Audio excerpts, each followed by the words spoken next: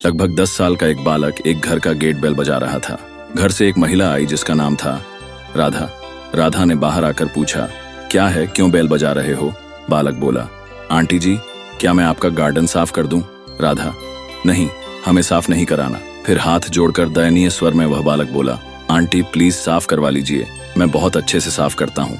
उसकी बात सुनकर राधा द्रवित हो उठी और उस बच्चे को गार्डन साफ करने के बदले कितना पैसा लेगा जब पूछा तो वह बालक बोला, आंटी जी पैसा नहीं चाहिए, आप मुझे बस खाना दे देना। राधा को लगा कि बच्चा बहुत भूखा है इसलिए खाना मांग रहा होगा, मैं इसे पहले कुछ खाना दे देती हूँ। और थोड़ी देर में राधा खाना लेकर आई और बोली, लड़के पहले तू खाना खा ले फिर काम करना। बच्चा बोला, नहीं आंटी जी, पहले मैं काम खत्म कर लूँ फिर आप खाना दे देना। ठीक है, कहकर राधा अपने काम में मशगूल हो गई। 1 घंटे में उस लड़के ने अपना काम निपटा लिया और आंटी को दिखाकर बोला, देखिए आंटी, अच्छी सफाई हुई है। राधा उसके बढ़िया काम को देखकर अत्यधिक प्रसन्न हुई। उसके काम से खुश होकर राधा तुरंत भीतर से खाना लेकर आई और उसे लड़के को दिया।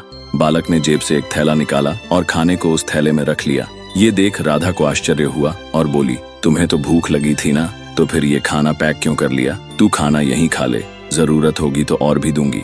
बालक बोला, नहीं आंटी, मेरी बीमार माँ घर पर है, सरकारी अस्पताल से दवा तो मिल गई है, पर डॉक्टर साहब ने कहा है कि दवा खाली पेट नहीं खाना है। राधा उस बालक की बात सुनकर भावुक हो गई और उसकी आंखों से आंसू निकलने पड़े। उसने उस मासूम बालक को खुद अपने हाथों से खाना खिलाया और उसकी माँ के लिए ताजी गर्म रोटियां बनाई। बालक के साथ उसके माँ के पास गई और कहा, बहन, आप बहुत अमीर हो, जो दौलत आपने अपने बेटे को दी है वो हम अपने बच्चों को नहीं दे पाए। आप धन्य हैं, आपका बच्चा बड़ा ही खुददार है।